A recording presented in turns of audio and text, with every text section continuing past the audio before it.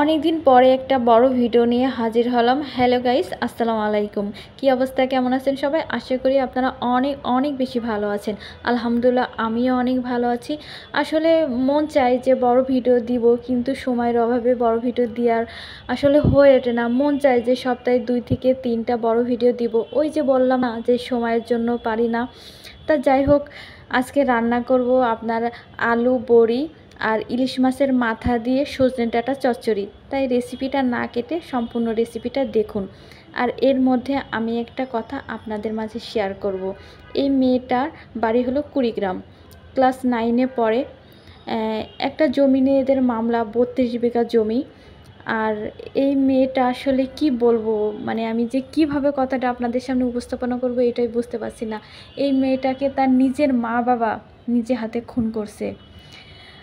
এই মেয়েটাকে মধ্যরাত্রে ডেকে নিয়ে গেছে, নিয়ে যে ওই মেয়েটা বারবার জিজ্ঞাসা করছে যে মা বাবা, যে তোমরা আমাদের কোথায় নিয়ে যাচ্ছ। বারবার বলছে চল চল, একটা ঝামেলা হয়েছে, আমরা সেখানে যাচ্ছি। তারপরে কিছুক্ষণ মধ্যে যে দেখে যে তার চাচিও সামনে, তখন মেয়েটার একটু সাহস আসলো যে তার চাচি আসছে, হয়তোবা তেমন কিছু একটা হয়েছে। কিছুক্ষণ দূর যাইতে যাইতেই আপনার সেই 32 বিঘা জমির ওখানে নিয়ে গেছে।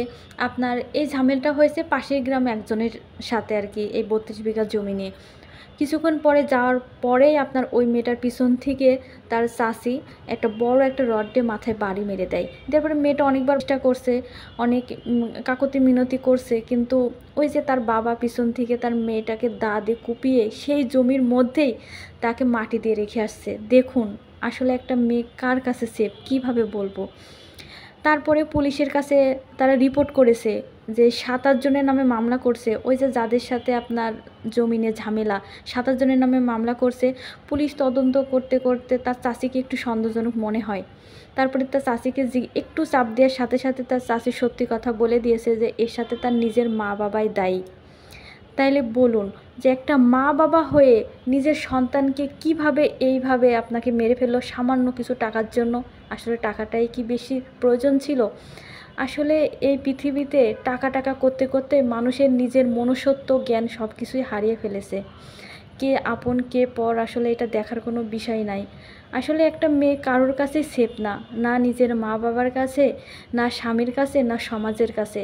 তাই আমি শুধু একটা কথাই বলবো যে প্রত্যেকটা মেয়ের উদ্দেশ্যে কথাটা বলি যে নিজেকে প্রোটেক্ট দেওয়ার চেষ্টা করবেন, কারণ আমাদের মেয়েদের মানে প্রোটেক্ট দেওয়ার মতন কেউ নাই এই পৃথিবীতে। নয়তো একটা মা বাবা সব থেকে আস্থার জায়গা, সেই মা বাবা কিভাবে পারলো এই সন্তানকে মাত্র কিছু টাকার জন্য এইভাবে মেরে ফেলতে।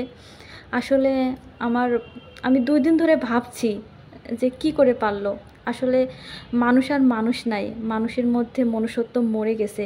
যাই হোক, আমার ভিডিওটা এখানেই শেষ করছি। আল্লাহ হাফেজ।